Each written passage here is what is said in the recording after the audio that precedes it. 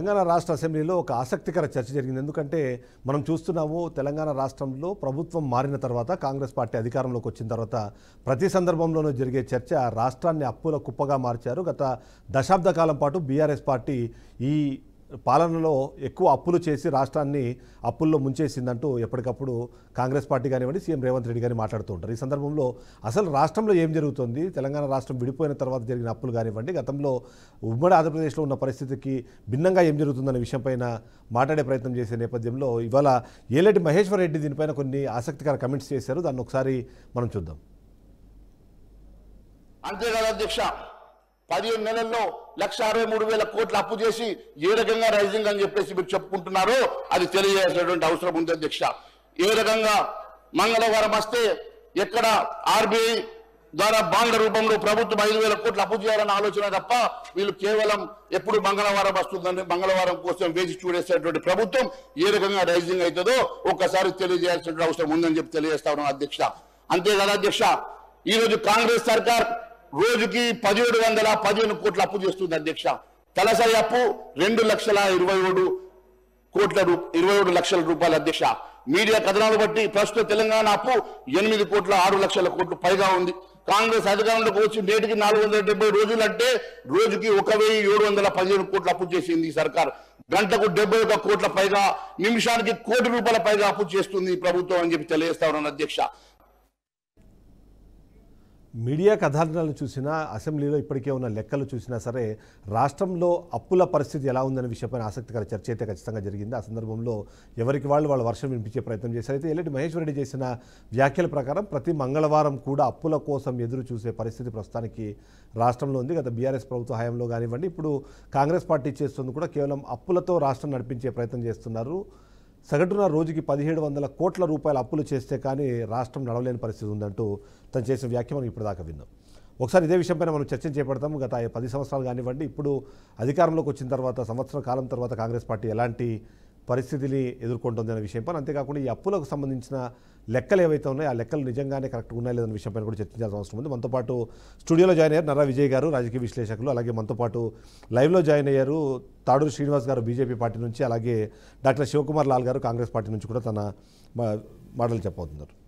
విజయ్ గారు, అంటే ఓవరాల్గా మనం చూస్తున్నాం గత దశాబ్ద కాలం కానివ్వండి, ఈ ప్రభుత్వం అధికారంలోకి వచ్చిన తర్వాత కాంగ్రెస్ పార్టీ ఎప్పుడు చూసినా డిస్కషను లంకె బుందెలు ఉన్నాయి, వాటిని కొట్టి మరీ నేను ప్రజలకు పంచిపెడతాను అంటూ గతంలో రేవంత్ రెడ్డి వ్యాఖ్యలు చేశారు. ఇవాళ పరిస్థితి చూస్తే మాత్రము అప్పుల కోసం ప్రతి వారం వెళ్ళి ఆర్బీఐ ముందు చేయి దాచాల్సిన పరిస్థితి ఉంది అన్నదైతే అది చాలా క్లియర్గా కనిపిస్తుంది.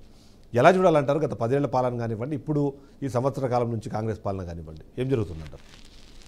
అప్పుల విషయంలో రాష్ట్రము తెలంగాణ ఏర్పడినటువంటి కొత్తలో 2014 నుంచి కొత్త రాష్ట్రం ఏర్పడినటువంటిది. కొత్త రాష్ట్రం ఏర్పడిన నాటికే మనకు 70,000 కోట్లతో అప్పుతో వచ్చినటువంటిది, వారసత్వంగా వచ్చినటువంటిది. అప్పులు చేయడం తప్పు కాదు.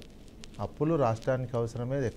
ప్రపంచ దేశాలైనా ఏ దేశాలైనా అప్పులు చేస్తాయి. దానికి రూల్స్ రెగ్యులేషన్స్ పెట్టినటువంటిది కేంద్ర ప్రభుత్వం పెట్టినాయి. ఒక రాష్ట్ర అప్పుకు సంబంధించినటువంటిది పరిశీలన కేంద్ర ప్రభుత్వ రంగ సంస్థలు ఒక 5-6 పరిశీలిస్తుంటాయి నిరంతరం. ఆర్బీఐ కావచ్చు, ఫైనాన్స్ డిపార్ట్మెంట్ కావచ్చు, 15th ఫైనాన్స్ కమిషన్లు కావచ్చు, ఇంకా ఆర్థిక శాఖ కావచ్చు, ఇటువంటివన్నీ ఎప్పటికప్పుడు పరిశీలిస్తుంటాయి. ఏ స్టేట్ ఎట్లా ఉన్నది ఏంది, ఇంకా నీతి ఆయోగ్ ఇవన్నీ అబ్జర్వ్ చేస్తుంటాయి. ఊకనే లోన్లు ఇవ్వవు, ఊకనే అది కాదు, దేనికైనా వచ్చిపోయేదానికి మొత్తం భారతదేశంలో ఈ వ్యవస్థ కేంద్ర ప్రభుత్వం చూస్తుంటుంది. మన తెలంగాణ విషయంలో అప్పు మన జిఎస్డిపికి టోటల్ ప్రొడక్షన్ ఉన్నటువంటి దానికి ఇంత పర్సెంటేజ్ ఎంత ఉండాలనేది నిర్ణయిస్తుంది. అదేవిధంగా ఎఫ్ఆర్బిఎం 2 రకాల్లో ఉన్నాయి. ఎఫ్ఆర్బిఎం ఏంది? ద్రవ్యలోటు, డబ్బు లోటు ఉండటానికి తీసుకోవాల్సింది 5%. నీ ఓవరాల్ జిఎస్డిపిలో 5% పెట్టారు. గతంలో 0.3% ఉండే, దాని మధ్యలో కరోనా వచ్చినప్పుడు 5% చేసి మళ్ళీ దాన్ని 3%కే తీసుకొచ్చారు. అంటే క్యాష్ కనుక లోటు ఉంటే, ద్రవ్య లోటు ఉంటే తీసుకోవడానికి పెట్టినటువంటి పర్సెంటేజ్. టోటల్గా ఏంది జిఎస్డిపిలో మనది 25% మించొద్దు ప్రతి రాష్ట్రానికైనా ఏదైనా ఉన్నటువంటి దాంట్లో. అవి మిగతా ఏంది డెవలప్మెంట్ కోసము దానికోసము తీసుకుంటున్నటువంటి అప్పులు చేయాలి. అప్పులు చేసినటువంటి అభివృద్ధి చూపించాలి. ప్లస్ అధికారం వచ్చింది. ఇప్పుడు మన కాంగ్రెస్ పార్టీ అధికారం వచ్చిన తర్వాత వాళ్ళు అధికారం రావడానికి ముందు ఇప్పుడు ఉన్నటువంటి శ్రీధర్ బాబు గారు, మంత్రి గారు శ్రీధర్ బాబు గారి నేతృత్వంలో మేనిఫెస్టో కమిటీ వేశారు. మేము 60 సంవత్సరాలు పరిపాలించాము, అప్పు ఎంత ఉందో తెలుసు, ఎంత కట్టాలో తెలుసు, ఇవన్నీ తెలిసే అప్పుడు కూడా చెప్పారు ఎలక్షన్లో అప్పులైనాయి అని చెప్పినది. అప్పుల దాని మీద ఎందుకు చేయనని చెప్పి అనేక రకాల హామీలు ఇచ్చారు. రైట్. వచ్చిన తర్వాత ఏం చేయాలి? అప్పులు ఉన్నటువంటి తెలిసినాయి, ఎన్ని అప్పులు ఉన్నాయో తెలిసి కూడా ఇచ్చినటువంటి హామీలు నెరవేర్చలేకపోతున్నారు. తెచ్చినటువంటి అప్పుల ద్వారా ఆస్తులను క్రియేట్ చేయాలి. మీరు ముఖ్యమంత్రి గారు అప్పుడప్పుడు చెప్తుంటారు రాష్ట్రానికి నెలకు 18,500 కోట్లు వస్తున్నాయి, 6,500 కోట్లు. ఒకసారి నేను ఇక్కడ ఇంటరప్ట్ చేస్తాను. ఒకసారి నేను తాడూరు శ్రీనివాస్ గారి దగ్గరికి వెళ్తాను.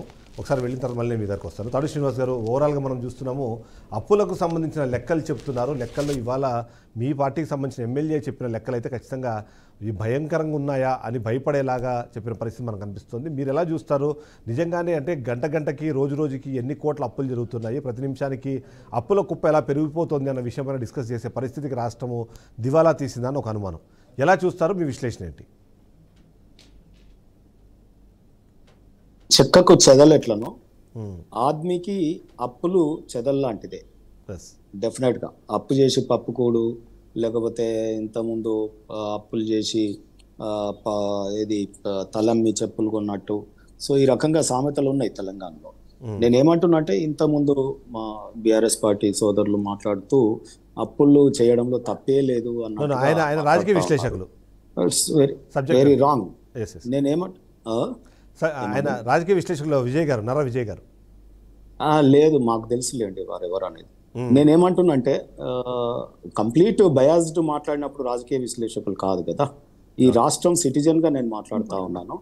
అప్పులు అనేది చాలా ఇబ్బందికరమైన అంశం ఏదైనా. ఇంతకుముందు వారు మాట్లాడుతూ అన్నారు 70,000 కోట్ల అప్పుతో మనకు రాష్ట్రాన్ని ఇచ్చారు. ఎవరన్నారండి? 16,000 కోట్లతో మిగులు బడ్జెట్ తో కదా రాష్ట్రం ఇచ్చింది. సో రెండోది మనకు హైదరాబాద్ నగరంతో పాటు ఇచ్చినారు కదా. హైదరాబాద్ నగరంలో జిఎస్టి ఇప్పుడు నెంబర్ వన్ మేమేదో కష్టపడి ఈ రాష్ట్రం మిగులు బడ్జెట్ అంటే ఇప్పుడు కూడా మిగులు బడ్జెట్ పోయినసారి కూడా మిగులు రెవెన్యూ మిగులు చెప్పిండు బట్టి విక్రమార్క. మీకు బడ్జెట్ గురించి తెలియకపోతే తెలుసుకోండి. విదేశీ పెట్టుబడులను ఆకర్షించే రాష్ట్రం. ఆ తర్వాత ఇక్కడ హైదరాబాద్ లో ఉన్నటువంటి మల్టీనేషనల్ కంపెనీలు సర్వీస్ ట్యాక్స్ మనము మొదటి నుంచి గణనీయంగా ఉన్నాం. బెంగళూరుతో పోటీ పడతా ఉన్నాం, అదే రకంగా బాంబేతో పోటీ పడతా ఉన్నాం. ఈ రకంగా తెలంగాణ మొదటి నుంచి కూడా హైదరాబాద్ నగరం ఇన్కమ్ అనేది చాలా గణనీయంగా ఉంది. మరి అటువంటి గణనీయమైన ఇన్కమ్ ఉన్నటువంటి నగరంతో పాటు ఏర్పడినటువంటి రాష్ట్రంలో మరి మీరు చేసి అప్పులు ఎందుకు పెరిగినాయి? సరే అప్పులు పెరిగినాయి. వారు అంటా ఉన్నారు FRBM గురించి అసెంబ్లీలో జానారెడ్డి గారి మధ్యన కేసీఆర్ గారి మధ్యన సంవాదం ఏ రకంగా జరిగిందో మనం చూసినాం. తర్వాత కేంద్రం సరే పోనీలే కొత్త రాష్ట్రం కదా అడుగుతున్నారు కదా అని కొంత ఎగ్జంప్షన్ కూడా ఇవ్వడం జరిగింది. ఇవ్వలేదండి. ఏ రాష్ట్రానికి మీరు అన్ని అబద్ధాలు చెప్తున్నారంటే ఏ రాష్ట్రానికి ఎగ్జంప్షన్ ఇవ్వలేదు. కరోనా సమయంలో మాత్రమే అన్ని రాష్ట్రాలకు 5% ఇచ్చారు. నేనేం అనలేదు. విజయన్న మీరు సీనియర్ జర్నలిస్ట్, మరి అది చెప్పండి. మీరు అనవసరంగా ఏదో పార్టీకి ముద్ర వేసేటట్టు మాట్లాడండి. 2014లో నాకు విజయన్న చాలా అమోఘమైన జర్నలిస్ట్. 2014 తర్వాత కూడా 5 ఏళ్ళు చాలా గొప్పగా నేను వారిని చూశాను. ఈ 5 ఏళ్ళు లాస్ట్ ఇప్పుడు 1-2 ఇయర్స్ మాత్రం మొత్తం బీఆర్ఎస్ పార్టీ ముసుగేసుకొని, అందుకేనేమో బీఆర్కే కూడా పిలవలేదు బీఆర్ఎస్ పార్టీ నుండి. నేనేమంటున్నానంటే ఈ రోజు పార్టీ వాళ్ళు ఉన్నారండి, మీరు రాజకీయాలు మీరు విషయం మాట్లాడండి, అప్పుల గురించి మాట్లాడండి, అప్పుల విషయం మాట్లాడండి. నేను కూడా చెప్తాను, నాకు అవకాశం ఇస్తాను. సో అటువంటి హైదరాబాద్ నగరంతో కలిగినటువంటి రాష్ట్రంలో వీరు తీసుకున్న ప్రాజెక్ట్స్ ఏంటంటే మొత్తం ఏది పవర్లోకి రాగానే కేటీఆర్ గారు ఒక మంత్రిత్వ శాఖకి వారు పంచాయత్ రాజు, ఆ శాఖకి నిధులు ఆ బడ్జెట్ లో ఎంత కేటాయింపబడి అన్నా నేను ఇవి సాక్ష్యాలతో సహా ప్రూవ్ చేస్తా. ఆ శాఖకి ఎన్ని ఉన్నాయి, మిగతా మంత్రులు మామూలుగా ఏది రాజకీయంగా ఎదిగి వచ్చినటువంటి మిగతా మంత్రుల యొక్క బడ్జెట్ ఏ రకంగా పెట్టినారు. హరీష్ రావు గారు దేనికి మిషన్ కాకతీయకి మినిస్టర్ గారు మిషన్ కాకతీయని డ్రీమ్ ప్రాజెక్ట్ గా తీసుకున్నారు. ఆ తర్వాత హరీష్ రావు గారు మిషన్ కాకతీయ తర్వాత ఏంటి మిషన్ భగీరథలో ఏ రకంగా వీరి కుటుంబ సభ్యులు మంత్రి కాగానే దానికి ఏ రకంగా కేటాయించినారు. ఆ తర్వాత కాళేశ్వరం ఇరిగేషన్ మినిస్టర్ స్వయంగా మళ్ళీ ముఖ్యమంత్రి గారే లాస్ట్ ఎండింగ్ లో తను క్రెడిట్ తీసుకోవడానికి ఏది అల్లుడికి కూడా క్రెడిట్ రావద్దనే ఉద్దేశంతో లాస్ట్ మినిట్ వారు ఇరిగేషన్ మంత్రి, దానికి మాత్రం 1,50,000 కోట్లు. అంటే మొత్తం మీద వీరి కుటుంబ సభ్యులు అల్లుడు కొడుకు వారు ఉన్నటువంటి శాఖలకు మాత్రం ఈ రాష్ట్ర బడ్జెట్ ని మొత్తం పిల్ల కాల్వల్ని ఏది కాంట్రాక్టర్లకు 30 లక్షలు కానీ లేకపోతే ఒక శ్మశాన్ ఘాట్ కట్టింది కానీ చెట్లు నాటి అన్ని ఎండబెట్టేసి పిల్ల కాలం మా బీసీ సంక్షేమం ఎస్సీ సంక్షేమం ఎస్సీ సప్లాను ఇవ్వకుండా ఎస్టీ సప్లాన్ ఇవ్వకుండా నిధులు అన్నిటినీ ఒక్క పైప్లో వేసి కాళేశ్వరంకు పంపించడం. ఈరోజు దాంట్లో అవినీతిని ఏ రకంగా ఉందో దేశం అంతా చూస్తూ ఉంది. ఇవాళ దేశం ఏ రకంగా అనేక సంస్థలు కూడా మీరు మాట్లాడినట్టే ఏ రకంగా మాట్లాడుతున్నాయో కూడా మనం చూసినాం. కాగ్ రిపోర్ట్ ఏ రకంగా ఉంది చూసినాం, లేదా ఇప్పుడు వచ్చినటువంటి దర్యాప్తు బృందం కేంద్రం ఏ రకమైన రిపోర్ట్ ఇచ్చిందో మనం చూసినాం. సో నేనేమంటున్నానంటే ఈ మొత్తం తెలంగాణ రాష్ట్రం వచ్చి ఈ నలుగురు డబ్బులకి ఓనర్లు అయినట్టుగా ఆ డబ్బుల్ని వారికి ఇష్టమైన ప్రాజెక్టులో ఖర్చు పెట్టి సింగిల్ కాంట్రాక్టర్స్ రూపంలో ఆ బడ్జెట్ వచ్చేటట్టు 30-40% తీసుకున్నాక దేశంకి ఉపయోగపడాల్సిన ప్రాజెక్టులు బహుళార్థ సాధక ప్రాజెక్టుల నిర్మాణం జరిగిన ఈ భారతదేశంలో అవన్నీ కుప్పగూలిపోతే ఈరోజు పనికిరాకుండా పోతే 1,50,000 కోట్లు తెలంగాణ సిటిజన్గా ట్యాక్సులు కట్టిన సబ్బులు ఉప్పులు కానీ ట్యాక్స్ పౌరునిగా ఇంకా ముందుకెళ్ళి చెప్పాలంటే ఈరోజు అసలు మాట్లాడడానికి నైతిక హక్కే లేదు బీఆర్ఎస్ పార్టీకి. ఎందుకంటే ప్రతిపక్ష నాయకుడు లేనటువంటిది, పార్టీ ప్రెసిడెంట్ వస్తే కేసీఆర్, వర్కింగ్ ప్రెసిడెంట్ వస్తే ఆయన కొడుకే, లేదా కాంగ్రెస్ పార్టీ మాట్లాడాలంటే హరీష్ రావు గారే, సో మండల్లో మాట్లాడాలంటే కవిత గారే. ఇది ఒక కుటుంబానికి వారి సొంత ఆర్థిక ప్రయోజనాలకు రాష్ట్రం మారిపోయింది అనేది నా యొక్క ఆరోపణ. రెండోది కాంగ్రెస్ పార్టీ ఇలా రాకెట్ వాళ్ళు ఎంత స్పీడ్ గా అయితే 10 ఏళ్లలో 7 లక్షల కోట్లకు పోయిందో 7 లక్షల కోట్లల్లో నిజంగా కూడా అన్యాయం. విజయాన్ని ఇది ఒకసారి మీరు విశ్లేషించుకొని నేరుగా రాష్ట్ర ప్రభుత్వం చేసింది 4 లక్షల కోట్ల అప్పు అయితే కార్పొరేషన్ల ద్వారా 3 లక్షల పైచిలకు కోట్లని అప్పుగా తెస్తే పార్లమెంట్ లో మోడీ గారు స్వయంగా మాట్లాడినప్పుడు కూడా మా మీద ఎంత గుర్రుగా లేసినారు ఆ రోజు బీఆర్ఎస్ పార్టీ. మేము అన్నాం కార్పొరేషన్ల పేరుతో తెస్తా ఉన్నారు, వీటిని ఆడిటింగ్ ఉండదు, వీటి లెక్కపత్రం ఉండదు. సో వీళ్ళు బోర్డు మీటింగ్ పెట్టుకొని ఖర్చులు చేసుకునే అవకాశం ఉండేటటువంటిది. అంత పెద్ద 1,00,000 కోట్లు ఖర్చు పెట్టేది కాళేశ్వరం కార్పొరేషన్ ద్వారా లోన్లు తెచ్చుకున్నారు. ఇదంతా కూడా మనం చూస్తూ రేపు మన పిల్లలకు, రేపు మన కొడుకులకు మన్మలకు ఏం రాష్ట్రము ఏ రకంగా చేసినారు మనం ఆత్మవంచన చేసుకొని మాట్లాడొద్దు ఇక్కడ. ఈ రోజు అయితే కాంగ్రెస్ పార్టీ ఏంది ఆ అప్పుల కుప్పల్ని తీర్చడానికి నేను అప్పులు చేస్తున్నా అన్నాడు. అది ఎంత శోచనీయమండి.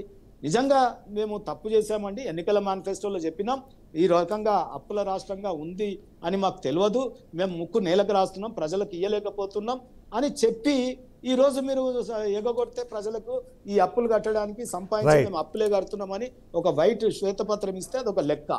కానీ ఒకవైపు కాంగ్రెస్ పార్టీ మేము అది చేస్తా ఉన్నాం, ఏదో పల్లి బఠానీ లాగా మహిళలకు ఫ్రీ బస్ ఇచ్చినాం, ఇంకోటి ఇచ్చినామని ఈ సంక్షేమం అంతా ఎగదొబ్బేసి ఈ రోజు వారు ఇచ్చిన 6 గ్యారంటీలు వారంటీ కార్డు ఇచ్చినావు.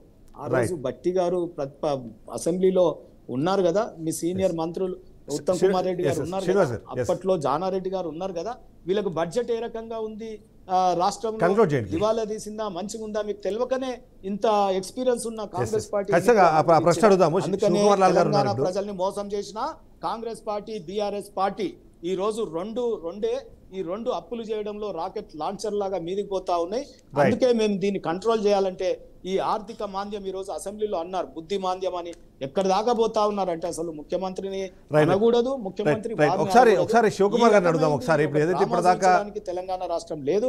రాబోయే కాలంలో బీజేపీ మీ వెనకాలనే వస్తా ఉంది, 8 ఎంపీల రూపంలో, ఎమ్మెల్సీల రూపంలో, రేపు మళ్ళా గ్రేటర్ హైదరాబాద్ రూపంలో, ఆ తర్వాత అసెంబ్లీలో మీ భరతం ఈ 2 పార్టీలు చేసిన అప్పుల లెక్కలు తీస్తాం. ఏదైతే ఈ రకంగా తెలంగాణ రాష్ట్రాన్ని దివాలా దించిరో మీ అందరినీ కూడా ఈడ కాదు అక్కడ రెస్పాన్స్ తీసుకునే ప్రయత్నం చేద్దాము. డాక్టర్ శివకుమార్ లాల్ గారు ఉన్నారు ఆల్రెడీ కాంగ్రెస్ పార్టీ నుంచి, ఆయనతో ఒకసారి రెస్పాన్స్ తీసుకునే ప్రయత్నం చేద్దాము. శివకుమార్ లాల్ గారు, మీరు అధికారంలోకి వచ్చే ముందు మీరు మాట్లాడిన మాటలు, అధికారంలోకి వచ్చిన తర్వాత జరుగుతున్న పరిణామాలు ఇవన్నీ చూస్తుంటే అప్పుడు బీఆర్ఎస్ పార్టీకి సంబంధించిన పాలన మీద ఎలాంటి ఆరోపణలు అయితే మీరు చేశారో దాన్ని కంటిన్యూ చేస్తున్నారు తప్ప కొత్తగా మీరు చేస్తుంది ఏమీ లేదు అన్నదాన్ని ఒక ఎగ్జాంపుల్గా చెప్పే ప్రయత్నం ఇవాళ బీజేపీ పార్టీ చేస్తుంది. ఏం సమాధానం చెప్తారు? మీరు ఇప్పటికే దీని మీద శ్వేతపత్రాలు అన్నారు, రాష్ట్ర పరిస్థితి ఎలా ఉందో చెప్పే ప్రయత్నం చేసిన తర్వాత కూడా ఇవాళ లక్ష కోట్లకు పైగా అప్పులు చేసే పరిస్థితి ఎందుకు వచ్చింది? మీరు చెబుతున్న లెక్కల్లో ప్రతి నెల 6,500 కోట్ల రూపాయలు కేవలం మేము అప్పులు మిత్తులు కట్టడానికి ఖర్చు పెడుతున్నామన్నారు, కానీ బట్ రియల్గా అంత సీన్ లేదు అన్న విషయాన్ని బీఆర్ఎస్ పార్టీ చెప్పే ప్రయత్నం చేస్తుంది. ఎలా చూడాలంటారు? ముందుగా బీఆర్కే ప్రేక్షకులకు, మీకు ప్యానల్ ఉన్న వారికి నమస్కారం. ఇప్పటి వరకు ఏదైతే తాడూరి శ్రీనివాస్ గారు చెప్పిన మాట, ఇప్పటి వరకు అయితే టీఆర్ఎస్ బీఆర్ఎస్ వరకు కానీ మా విజయ్ గారి గురించి చెప్పడం కానీ స్పష్టంగా అది 101% చెప్పింది. అది ప్రజలు కూడా ఈరోజు తెలంగాణలో కాంగ్రెస్ పార్టీ ఈ టీఆర్ఎస్ బీఆర్ఎస్ చేసిన తప్పిదాలని మొత్తానికి ప్రజల్లోకి తీసుకుపోయి ఉద్యమాలు చేసి మార్పు కావాలి, కాంగ్రెస్ రావాలి అనే ఒక ఉద్దేశంతో కాంగ్రెస్ పార్టీ అధికారంలోకి వస్తే ఇవి చేస్తామని మేము చెప్పడం జరిగింది. దాంట్లో టీఆర్ఎస్ బీఆర్ఎస్ కానీ బీజేపీ కూడా కానీ వాళ్ళ మేనిఫెస్టోలు కూడా వాళ్ళు పెట్టిండ్రు. పెట్టలేదని కాదు, కాంగ్రెస్ పార్టీ ఒకటే మేనిఫెస్టో పెట్టింది అనేది కాదు, మిగతా పార్టీలు కూడా పెట్టడం జరిగింది. అయితే ఇక్కడ వచ్చిన తర్వాత కాంగ్రెస్ పార్టీ అధికారంలో వచ్చిన తర్వాత ఏదైతే కాంగ్రెస్ పార్టీ ముందు అన్ని మంత్రిత్వ శాఖలో రివ్యూ మీటింగ్ చేసి ఆల్రెడీ ఓపెన్ గా చెప్పడం జరిగింది. ఏమని? ఖజానా మొత్తం ఖాళీ చేసిండ్రు, అప్పుల కుప్ప చేసిండ్రు రాష్ట్రాన్ని అని చెప్పి ప్రజలకు చెప్పడం. ఇది చెప్పడానికి కారణం ఏంటంటే 100 రోజులలోనే కాంగ్రెస్ పార్టీ అధికారంలో వచ్చినాక 6 గ్యారంటీలు మేము పూర్తి చేస్తామని చెప్పినందుకు ఈ విషయంలో కాంగ్రెస్ పార్టీ అధికారంలోకి వచ్చిన తర్వాత ఏదైతే ఈ 6 గ్యారంటీలు చేయలేని పరిస్థితిలో దీనికి శ్వేతపత్రం రిలీజ్ చేసినాం అనే రకంగానే ముందు అన్ని మంత్రిత్వ శాఖలో రివ్యూ మీటింగ్ చేసి చేయడం జరిగింది. దాని తర్వాత సరే ఇప్పుడు ఉన్న పరిస్థితుల్లో 6 గ్యారంటీలలో ఏదైతే బస్సు ఫ్రీ బస్ అన్నారు అది ఇవ్వడం జరిగింది. 200 యూనిట్ కరెంటు ఫ్రీ అనేది ఆల్మోస్ట్ ఆల్ అర్హులైన అందరికి ఇవ్వడం జరిగింది. తర్వాత 500 రూపాయలకి గ్యాస్.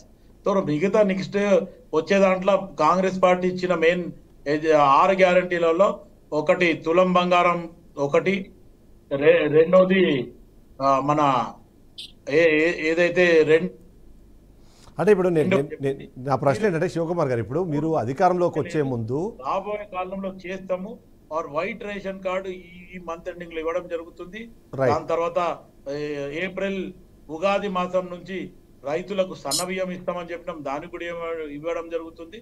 ఈ రోజు కాంగ్రెస్ పార్టీ ఏదైతే ముఖ్యమంత్రి రేవంత్ రెడ్డి గారు ఓపెన్ గా చెప్పడం జరిగింది, ఎందుకంటే ప్రజలకి కనీసం తెలవాలా ఏం జరుగుతుంది అనే ఒకసారి విజయార్య గారికి వెళ్దాము. శివకుమార్ గారు ఒక్కసారి ఓపెన్ గా చెప్పడం జరిగింది. ఈ తెలంగాణ రాష్ట్రాన్ని మిగులు బడ్జెట్ రాష్ట్రాన్ని ఇస్తే ఈ రోజు టీఆర్ఎస్ బీఆర్ఎస్ 10 సంవత్సరాల అప్పుల కుప్ప చేసి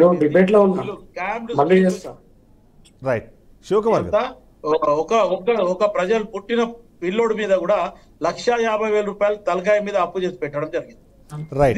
ఇది టీఆర్ఎస్ బీఆర్ఎస్ చేసింది అనేది కాంగ్రెస్ పార్టీ చెప్తూ మిగతా హామీలు ఏవైతున్నాయో కొంచెం ఏదైతే మిగిలిపోయిన హామీలు ఇంకా ఏవైతున్నాయో అవి అంచెలంచెలుగా చేస్తామనేది కూడా కాంగ్రెస్ పార్టీ చెప్పారు. విజయార్య గారు లైవ్ లో జాయిన్ అయ్యారు. ఆయన ఒకసారి అడిగి తెలుసుకునే ప్రయత్నం చేద్దాం. ప్రస్తుత రాష్ట్ర పరిస్థితికి ఆ అప్పుల కుప్పగా మారడానికి మొదట శ్రీకారం చుట్టింది మీరే. మీరు చేసిన ఆ పాలన ఘనకార్యం వలన ఇవాళ రాష్ట్ర పరిస్థితి ఇలా ఉంది అన్నది కాంగ్రెస్ పార్టీ చెప్తుంది. అలాగే బీజేపీ పార్టీ కూడా అదే తరహా విమర్శలు చేస్తుంది.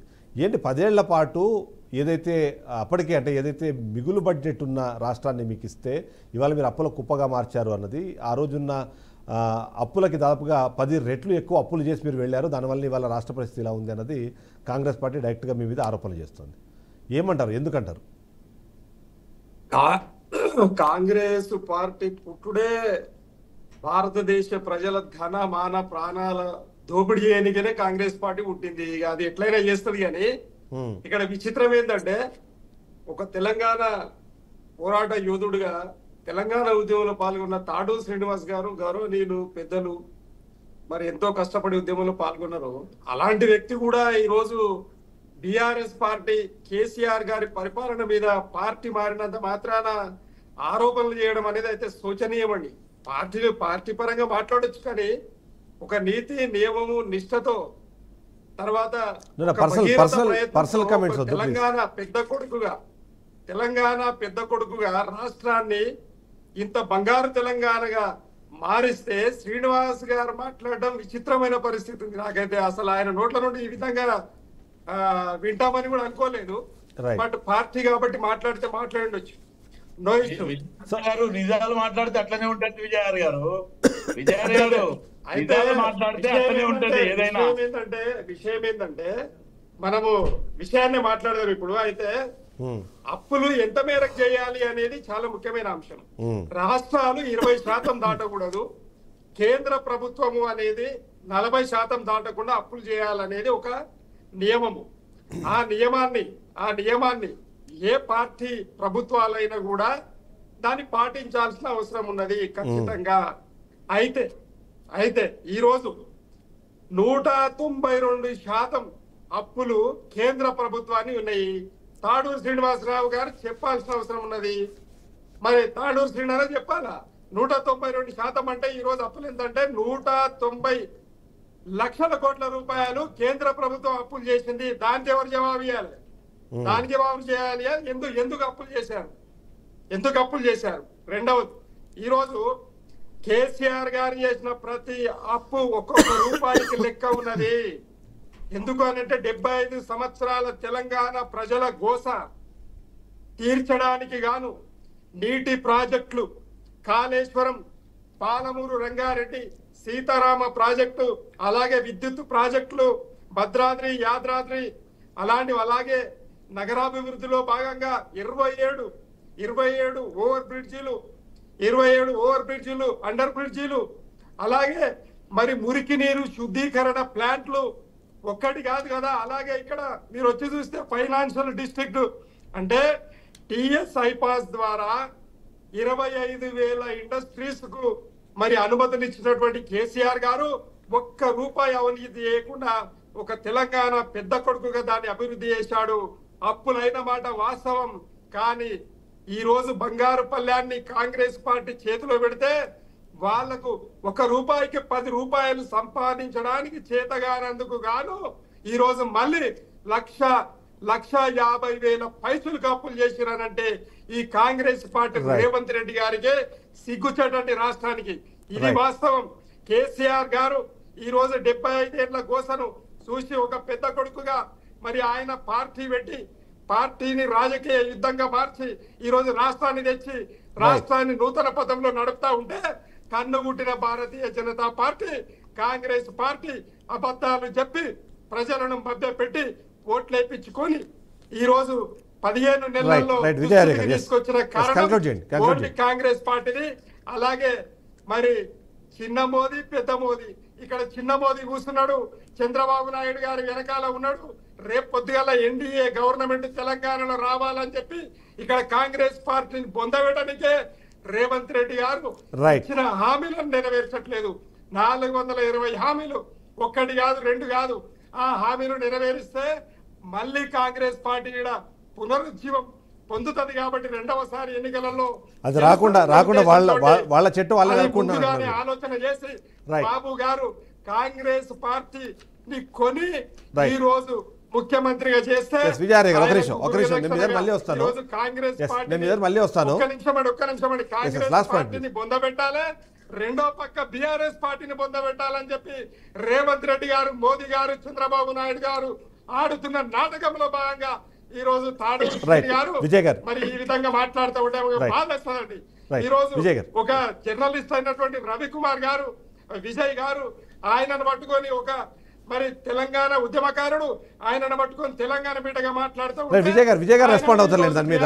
పార్టీ అనడం ఎంతవరకు సమంజసం? విజయ్ గారు ఒక నిమిషం, విజయ్ గారు రెస్పాండ్ అవుతారు. విజయ్ గారు తెలంగాణలో సంబంధ వర్గాలు కొట్లాడడం జరిగింది. ఈ రోజు కేసీఆర్ కాలే డైలాగ్ శివకుమార్ మళ్ళీ అవకాశం ఇస్తాను. పార్లమెంట్ లో బిల్లు పెట్టినప్పుడు కూడా మీకు కేసీఆర్ లేడు, ఒక విజయశాంతి తప్ప కేసీఆర్ లేనే లేడు బిల్లు పెట్టినప్పుడు. డిస్కషన్ వదిలేండి. శివకుమార్ గారు ఒక నిమిషం కొట్లాడితే రాష్ట్రం రాదండి. విజయ్ గారు మాట్లాడాలి. శివకుమార్ ఒక నిమిషం మీ లైన్ లో ఉండండి. రాష్ట్రం రావడానికి మరి మీరెందుకు పార్టీ పెట్టలేదు? మీరెందుకు కాంగ్రెస్ పార్టీని విడలేదు? అక్కడ సీనన్న ఎందుకు అంతకు ముందు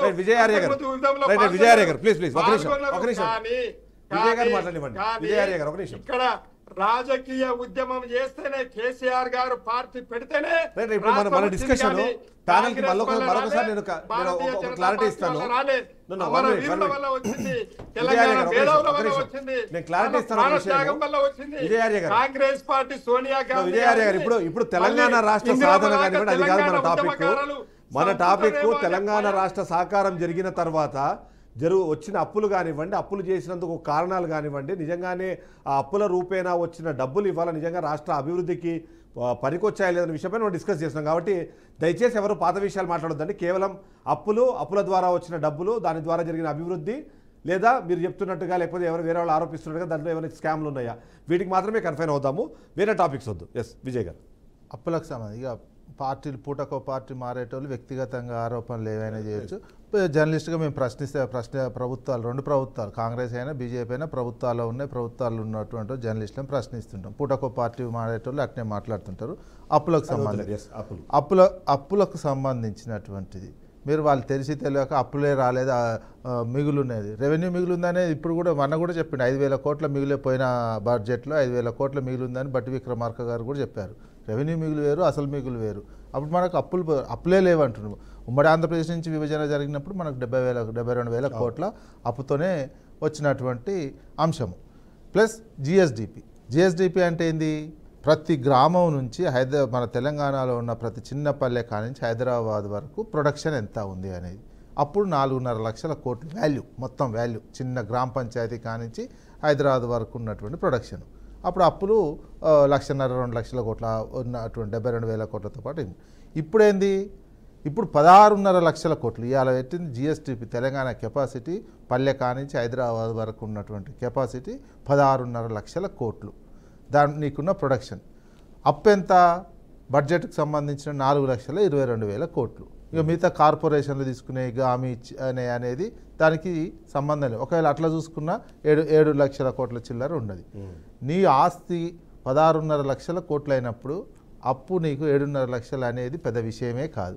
నీ డిపాజిట్లు 16.5 లక్షల కోట్లు ఉంటే నీ అప్పు 7.5 లక్షలే, అది పెద్ద విషయమే కాదు. మనిషి ఒక వ్యక్తిగతంగానే చూసుకుందాం. ఎఫ్ఆర్బిఎం పరిధి పెట్టడానికి కారణాలు ఇవన్నీ కొన్ని ఉన్నాయి కాబట్టి ఎఫ్ఆర్బిఎం పరిధి పెట్టింది, అది మించదండి. భారతదేశంలో ఎఫ్ఆర్బిఎం పరిధిని మించి ఏ రాష్ట్రము అప్పు తీసుకోదు, అప్పు ఇవ్వరు. ఆరోపణ అదే కదా. అది తప్పారోపణ. వినండి, కార్పొరేషన్ల పేరుతో తీసుకున్నా చివరికి ఏంది, జిఎస్డిపిలో 25% దాటొద్దు. కాకపోతే జిఎస్డిపిలో మన స్టేటు 28-29%, 3-4% దాటింది. అది ఒక కార్పు తీసుకున్నది. అదే ఇఫ్ కేంద్రంతో పోలిస్తే కేంద్రము ఇప్పుడు 200 లక్షల కోట్ల అప్పు. వీళ్ళకు 2014లో బీజేపీ వచ్చినప్పుడు ఉన్నటువంటిది 50 లక్షల కోట్ల అప్పు ఉంటే ఇప్పుడు ఎంత? 200 లక్షల కోట్ల అప్పు. జీడిపితో పోలిస్తే అది 70% అప్పు. అది 70%. జీడిపిలో నీకు ఉండాల్సింది 25%. ఇక్కడ జిఎస్డిపి 25%, కేంద్రం జీడిపి తీసుకున్న 25%. నువ్వు 70% పోయినావు. అప్పులపాయలా చేసినటువంటి అంశం చూసుకుంటే కేంద్రం అనుకోవాలి దేశాన్ని అప్పులపాలు చేసినటువంటిది. ఇప్పుడు భారతదేశంలో ఉన్న 5 రాష్ట్రాలే కదా మనం ఇన్కమ్ ఇస్తున్నది. దేశానికి మొత్తం భారతదేశానికి ఇన్కమ్ ఇస్తున్న స్టేట్లే 5-6 స్టేట్లు. అందులో తెలంగాణ, తమిళనాడు, కర్ణాటక, గుజరాత్, మహారాష్ట్ర ఇవే. మనం ఉన్న జనాభా ఇంతే, కానీ 5% జీడిపికి మనం ఇస్తున్నాం. ఏ స్టేట్ ఇవ్వట్లేదు మనకున్న జనాభా. అందుకే తెలంగాణని అప్పుల పాలైందని, దివాలా తీసిందని వీళ్ళు అనుకొని తెలంగాణ ప్రజలని కించపరచాల్సినటువంటి అవసరం లేదు. శ్రమశక్తి 16.5 లక్షల కోట్లు ఉన్నది. దాన్ని పెంచు మీరు చేతగాక. ఇప్పుడున్న ప్రభుత్వం ఏంటంటే ఆస్తులు పెంచండి, ఆదాయాన్ని పెంచండి. నువ్వు ఆదాయం నెలకు 18,500 కోట్లు వస్తుంది, మరి వచ్చిన కాదు దానికి 25,000 కోట్లు చేయండి. 25,000 నెలకు 25,000 కోట్ల ఆదాయాన్ని పెంచే మార్గం చేయలేక, మీ శక్తి లేక మీరు 18,500 ఆ గతంలో ఉన్న ప్రభుత్వంతో 18,500 కోట్లతోటే ఇది కడుతున్నాం. 6,500 కోట్లు అప్పు వడ్డీ మిత్తి కడుతున్నాం అనేది కూడా అబద్ధమే. ఉన్న అప్పులు కట్టేది నిన్న బడ్జెట్లో చూపించాలి కదా. బడ్జెట్లో ఎంత చూపించారండి? మిత్తి ప్లస్ అసలు కూడా కలిసి నీకు మొత్తం 36,000 కోట్లే చూపించారు బడ్జెట్లో. మీరు రోజు నెలకు 6,500 కోట్లు అనేది ఏడొస్తుంది? ఈ లెక్క చూస్తే నెలకు 2,000, 2,500, 2,500, 2,600 కోట్లే నెలకు కడుతున్నటువంటిది చూపిస్తున్నారు. అంటే అబద్ధాలు చెప్పడం కాదు, ఇవన్నీ వాస్తవం చెప్పండి. అప్పులు చేయడం తప్పు కాదు.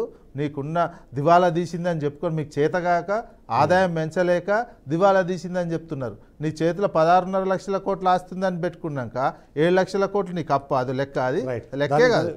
ఖచ్చితంగా ఓవర్కమ్ అవడానికి ఛాన్సెస్ ఉన్నాయనేది ఖచ్చితంగా మాట్లాడాలి. తడూరు శ్రీనివాస్ గారు, ఇవాళ బీఆర్ఎస్ పార్టీ చాలా క్లియర్గా ఎందుకు అప్పులు జరిగాయి లేదంటే అప్పులు తీసుకున్న కారణాలు ఏంటి అంటే వాళ్ళు చేసే సంక్షేమాన్ని చూపిస్తున్నారు. వాళ్ళు కొత్తగా కట్టిన ఫ్లైఓవర్ల దగ్గర నుంచి ఇప్పటిదాకా ఒక పెద్ద లిస్టే చదివారు విజయార్య గారు. అలా నిజంగా మీరు అంటే బీజేపీ పార్టీ కూడా కేంద్ర ప్రభుత్వంలో అధికారంలో ఉంది. కేంద్ర ప్రభుత్వంలో అధికారంలో ఇంతకుముందు మనం చూసాం 50 లక్షల కోట్ల నుంచి 200 లక్షల కోట్లకు సంబంధించిన అప్పుల అంటే దాని అంతా పెరిగింది కానీ బట్ జీవన ప్రమాణాల్లో ఏం చేంజెస్ రాలేదు. అంతేకాకుండా ఆ అప్పులకు లెక్కలు చెప్పాల్సిన పరిస్థితి లేకుండా రాష్ట్రాల్లో జరిగిన అప్పులకు సంబంధించిన డిస్కషన్ ఇవాళ బీజేపీ పార్టీ చేస్తుందని ఒక ఆరోపణ మీద వినిపిస్తుంది. ఏమంటారు? నిజంగానే అప్పులు చేయడం అనివార్యమైనప్పుడు అది తప్పదు అన్న పరిస్థితుల్లో అభివృద్ధికి ఏమైనా అది దోహదపడింది అన్న ప్రశ్నకు మీరేం సమాధానం చెప్తారు? 190 లక్షల కోట్లు అండి, 190 లక్షల కోట్లు, 192%. 200 రౌండ్ ఫిగర్ చెప్పాం. నేను అంటే ఏది విజయ్ బీఆర్ఎస్ పార్టీ ప్రతినిధికి చెప్తా ఉన్నాను. మీరు ఎన్ని ఆరోపణలు చేసినా నేను భరించాను. సో క్లియర్గా మీకు కనిపించింది. పర్సనల్ అటాక్ చేసినా నేను భరించాను. దయచేసి మీరు మధ్యలో ఇంటరప్ట్ చేయకండి. సో ఈ ఒక్క రోజుతో నేను గెలవరు. బీఆర్ఎస్ పార్టీ ఇలా బీఆర్కేలో గెలవంగానే రేపు తెల్లారి బీఆర్ఎస్ ఆడ గవర్నమెంట్ ఏం చేస్తలేదు. మనం ఫ్యాక్ట్స్ మీద విశ్లేషిద్దాం. విజయ్ అన్న ఒక సీనియర్ జర్నలిస్ట్గా పూటకో పార్టీ మారిన వాళ్ళు. మేము మా నాయకుడిని చూసి నేర్చుకున్నాం. మదన్ మోహన్ గారు ఉన్నప్పుడు కాంగ్రెస్ పార్టీలో, కేసీఆర్ గారు ఉన్నప్పుడు యూత్ కాంగ్రెస్ సంజయ్ గాంధీ ఎంబడి తిరిగినప్పుడు చూసినాం. ఆ తర్వాత తెలుగుదేశంలో మేము కేసీఆర్ గారు ఎంబడి మా సిద్దిపేట ఎంపీగా ఉండే, మాది ఆ రోజు మేడ్చల్ కాన్స్టిట్యున్సీ, వారిని గమనిస్తూ పెరిగినాం.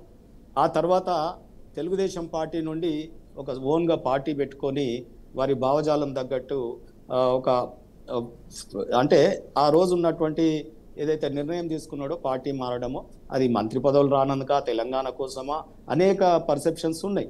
సో ఆ రకంగా మారినారు. సో కాబట్టి మా నాయకుడు ఎట్లున్నాడో మేము అట్లనే ఉన్నాం. ఈరోజు అదే కాకుండా టీఆర్ఎస్ పార్టీలో మేము ఉన్నాం కదా, అది బీఆర్ఎస్ పార్టీగా మారింది కదా.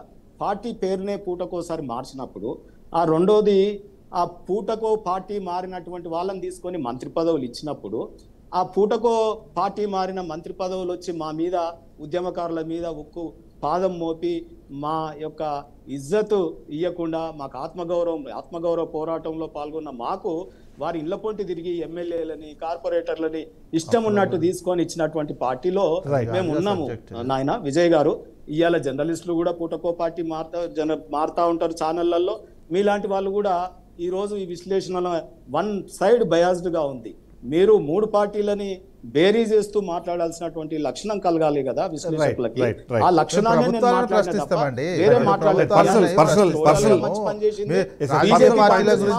మీరు పార్టీలు మారుకోవచ్చు, జర్నలిస్టులు ఉద్యోగాలు మారితే ఉద్యోగం చేసేది ఉద్యోగం చేస్తారు, ఉద్యోగంలో ఛానల్స్ మారుతారండి. పార్టీలు సమావేశం మీ పార్టీలు మారి ఇద్దరికి ఒకటే రిక్వెస్ట్ ఏంటంటే పార్టీలు మారినా ఛానల్ మారినా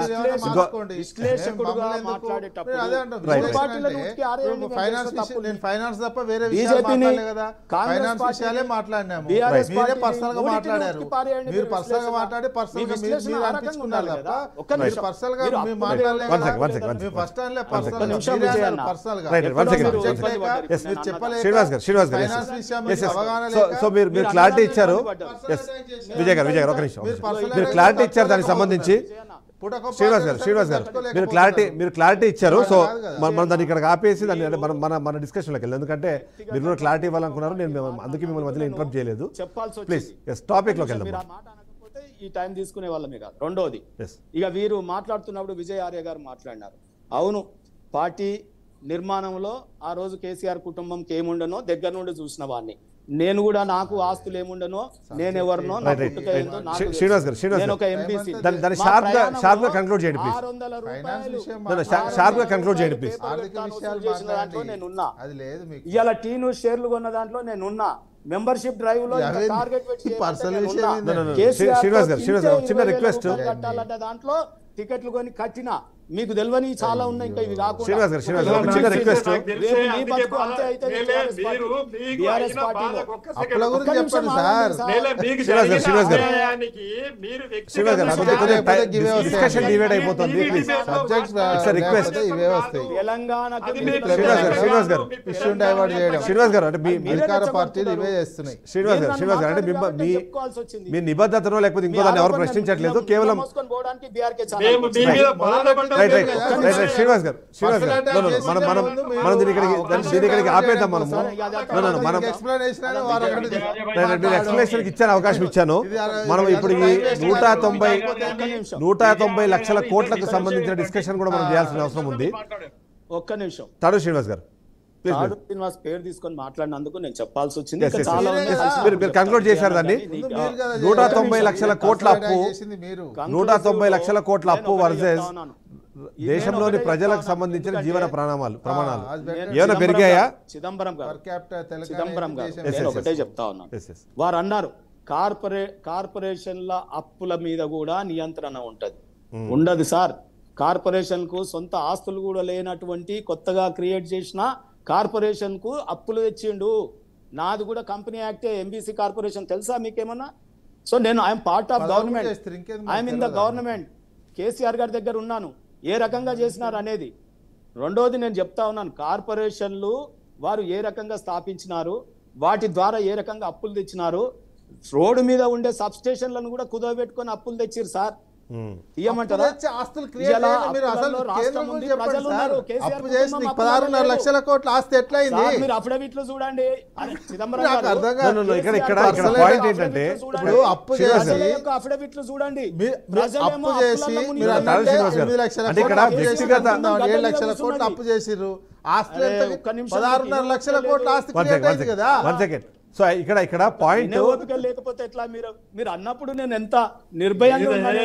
భారతీయ జనతా పార్టీ ఇంత ఉనికి పడితే ఎట్లా? మనకు బహిరంగ సభలు పెట్టినప్పుడు అవన్నీ చెప్పే భారతీయ జనతా పార్టీయే ఇప్పుడు తెలంగాణకి ఈ తెలంగాణని కాపాడలేకపోతున్నాడు రేవంత్ రెడ్డి గారు. కానీ బీఆర్ఎస్ చేసిన అప్పులకు పాపం ఇబ్బంది పడుతూ ఇవాళ చేతులు ఎత్తేసి ప్రజలకు చాలా క్లియర్ గా చెప్తా ఉన్నాడు. కాబట్టి ఇంకా వీళ్ళిద్దరికి చేత కాదు. కాబట్టి ఇది గడ్డకు పడాలి. తెలంగాణని ఒడ్డుకు చేర్చాలంటే కేవలం కేంద్రం చొరవ తీసుకొని ఇలా బీజేపీ పార్టీ ఇక్కడ మేము చేయాల్సినటువంటి పనులు చాలా ఉన్నాయి.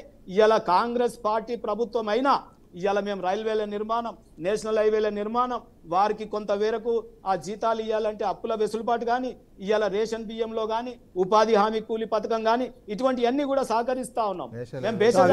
అవి అందరికీ వచ్చేవి. మీరు ప్రత్యేకంగా తెలంగాణ రాష్ట్రానికి అసెంబ్లీలో హరీష్ రావు గారు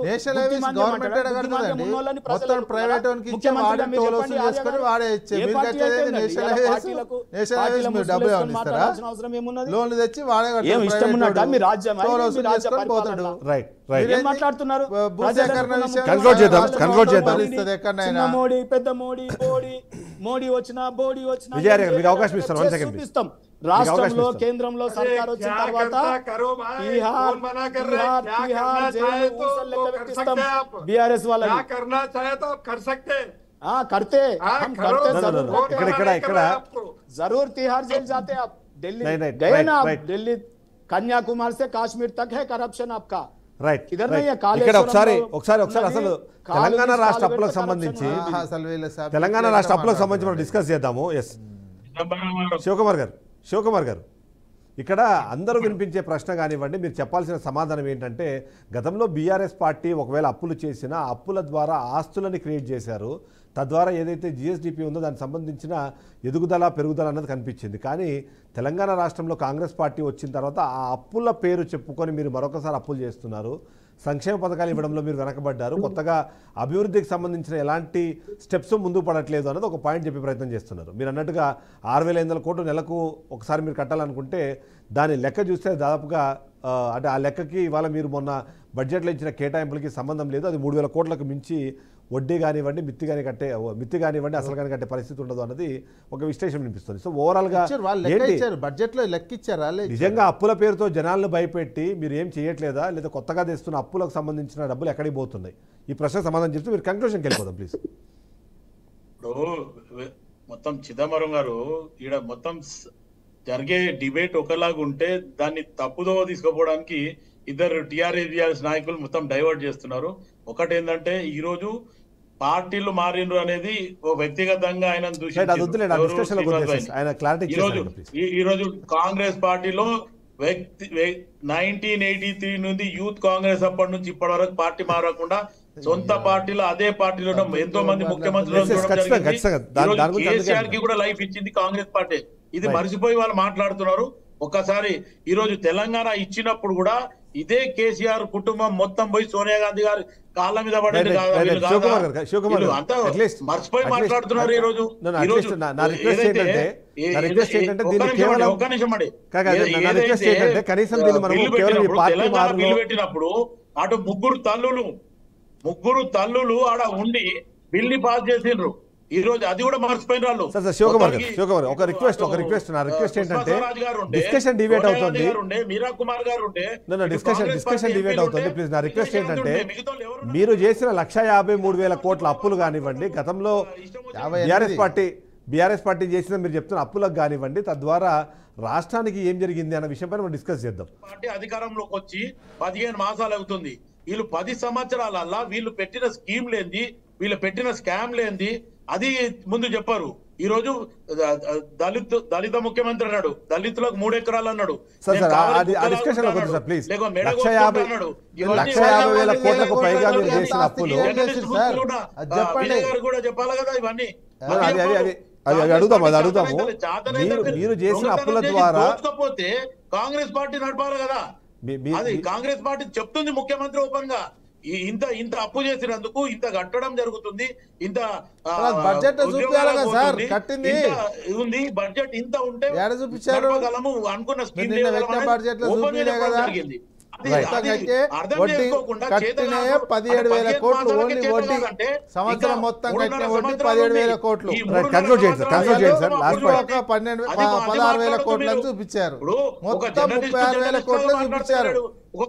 మిగతా 1,30,000 20,000 కోట్ల రూపాయలు ఎటువైనాయి? ఏంటండి మీరు ఇంకేం చేస్తారు? ఒక పాయింట్ చెప్పండి మీరు. లేని మంత్రిత్వ శాఖ ఇస్తే షిప్పింగ్ మినిస్ట్రీ తీసుకొని ఉన్నాడు, అసలు పోర్ట్ఫోలియోలో లేదు ఆయనకి. ఒక పాయింట్ చెప్పండి మీరు. నిజంగా కూడా మొగ్గం లేకనే అసెంబ్లీలో మాట్లాడతలేడు. లాస్ట్ పాయింట్ చెప్పండి. బీఆర్ఎస్ లో ఉన్న వాళ్ళందరూ ఒక్కరికి కూడా పశ్చాత్తాపం లేదు, మేము తప్పు చేసినాం అనేది లేదు. దొంగ అనే రకంగా మాట్లాడుతున్నారు. రైట్ కంక్లూడ్ చేద్దాము. బీఆర్ఎస్ లో ప్రస్తుతానికి పార్టీ ఏం చేసింది? తెలంగాణ కొత్త రాష్ట్రాన్ని కొంప ముంచింది అనే రకంగా మాట్లాడాలా? కంక్లూడ్ చేద్దాం. టైం లేదు మనకి, టైం లేదు. కంక్లూడ్ చేద్దాము. పార్టీలో సంబంధించిన విజయాలయ మీకు ఇస్తాను అవకాశం ఇస్తాను.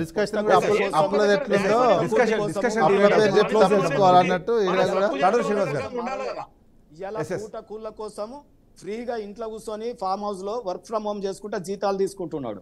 ఆయన పొట్టకూటి కోసం ఆ మంత్రి పదవి వదులుతలేడు, ఆ ప్రతిపక్ష హోదా. నేనా పొట్టకూటి కోసం ఏం కష్టం చేసి బతున్నాం వచ్చి చూస్తావా విజయ్ గారు? మమ్మల్ని ఎంబీసీలను పట్టుకొని నువ్వు మాట్లాడితే, నువ్వు పూటకూళ్ళ కోసం కొంతమంది వృత్తులు మారుతా ఉంటారు. ఈ రోజు పూటకూళ్ళ కోసం ఆర్గ్యుమెంట్లు మారుస్తా ఉంటారు. పూటకూళ్ళ కోసం కొన్ని పార్టీల కూడా విజయార్య గారు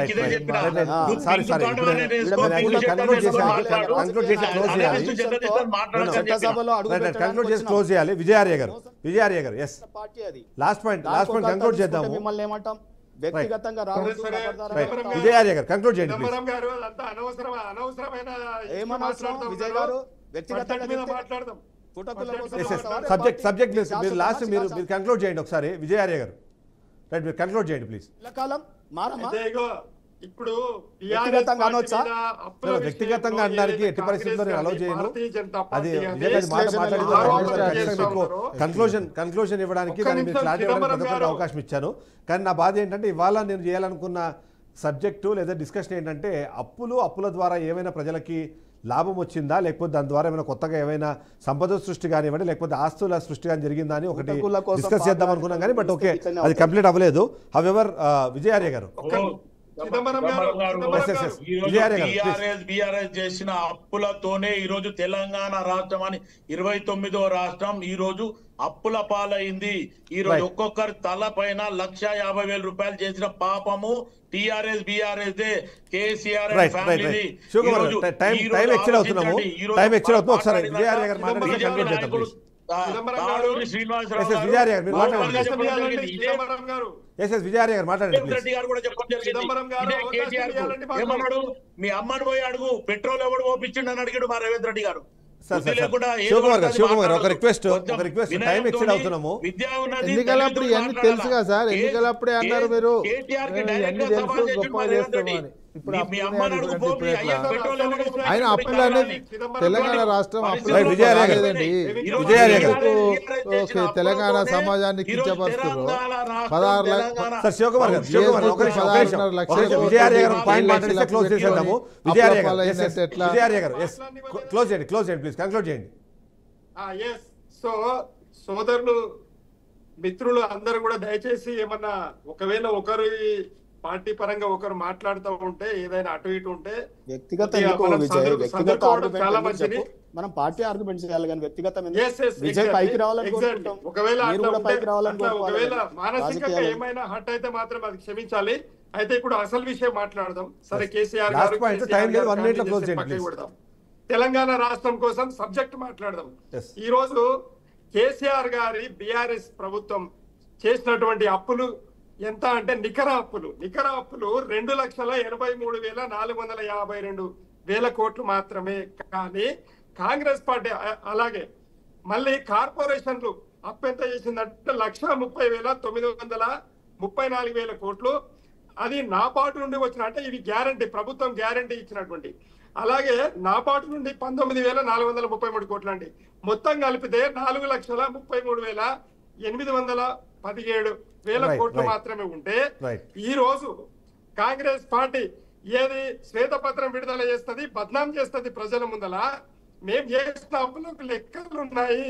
కొత్త రాష్ట్ర నిర్మాణం, తెలంగాణ నిర్మాణం మొదటి దఫాగా ప్రజలు మాకు అవకాశం ఇచ్చినప్పుడు మేము నిర్మాణం చేయాల్సిన బాధ్యత మా మీద ఉన్నది. కాబట్టి మేము అభివృద్ధిని, సంక్షేమాన్ని 70%, అభివృద్ధిని 30%, మరి సంక్షేమాన్ని అంటే 70 ఈ 30% లో 100% లో మేము అభివృద్ధి చేసి ఈ రోజు 15 నెలల్లో కాంగ్రెస్ పార్టీ ఒక్క సెకండ్ 15 నెలల్లో కాంగ్రెస్ పార్టీ ఇచ్చిన 420 హామీలలో మరి అబద్ధాలు చెప్పి ఏది 100 రూపాయల స్టాంప్ పేపర్ మీద సంతకాలు పెట్టి దేవుళ్ళ మీద సారీ మీ ఇంటరప్ట్ చేస్తున్నాను నేను. మరొకసారి దాని మీద డిస్కషన్ పెడదాము. విజయ్ గారు, లాస్ట్ పాయింట్ మీరు చెప్పండి. సరే, అప్పులు ఇవన్నీ అనేది ఖచ్చితంగా అనివార్యం అనేది ప్రతి ఒక్కరు మాట్లాడుతున్న నేపథ్యంలో సో ప్రభుత్వాలు ఇప్పటి నుంచైనా ఏం చేయాలంటారు? సంపద సృష్టి కోసం అప్పులు ఆవశ్యకత కనిపించినప్పుడు దాన్ని ఎలా యూజ్ చేయాలి? సింపుల్గా ఒక 1 minute ఆస్తులను క్రియేట్ చేయడానికి కావాల్సిన వాతావరణాన్ని పెడితే అయిపోతుంది. హైదరాబాద్ ఉందనుకోండి, హైదరాబాదే బెస్ట్ తెలంగాణకు ఆర్థికంగా జనరేట్ చేయడానికి. హైదరాబాద్ని మీరు డెవలప్ చేయండి. హైదరాబాద్ పేరుతో మొత్తం భయపాతం చేసి రియల్ ఎస్టేట్ పడిపోయాయి. తెలంగాణ ఆధారపడ్డదే వ్యవసాయం అండ్ రియల్ ఎస్టేట్ మీదనే ఎక్కువ మంది ఆధారపడి ఉన్నారు. మీరు ఆ రియల్ ఎస్టేట్ని క్రమంగా పెంచినట్లయితే, మీరు ఏమాత్రం భయోత్పాతం లేకుండా మీకు ఈజీగా ఉండేటట్టు చేసినట్లయితే ఆదాయం ఆటోమేటిక్గా పెరుగుతుంది. అది ఈ ప్రభుత్వం భయపెట్టి వాళ్ళ సొంత అవసరాల కోసం బ్లాక్మెయిల్ చేసి వసూలు చేసుకునే విధంగా తయారవడం వల్ల, హైడ్రాని బ్లాక్మెయిలింగ్ కోసం ఉపయోగించుకోవడం వల్ల మొత్తం రియల్ ఎస్టేట్ దెబ్బతిన్నది. దాంతో ఆదాయం. Thank you very much Vijay గారు, థ్యాంక్ యూ వెరీ మచ్ విజయార్య గారు, తాడు శ్రీనివాస్ గారు, అలాగే డాక్టర్ శివకుమార్ లాల్ గారు. ఓవరాల్గా చూస్తే మాత్రం అప్పులు అనివార్యమైతే అవుతున్నాయి, కానీ బట్ తద్వారా ఆస్తుల సృష్టి జరగాలి. అప్పుడే ఈ అప్పులు తీర్చడానికి కానివ్వండి, లేకపోతే రాష్ట్ర ప్రజల మీద భారం పడకుండా ఉండేందుకు అవసరమైన చర్యలు తీసుకునేందుకు ఒక పనికి వస్తాయన్నదైతే ఇవాళ ప్యానెల్లో అభిప్రాయపడింది. ఇది వాళ్ళ షో. నెక్స్ట్ షోతో మళ్ళీ కలుద్దాం. Stay tuned to BRK news.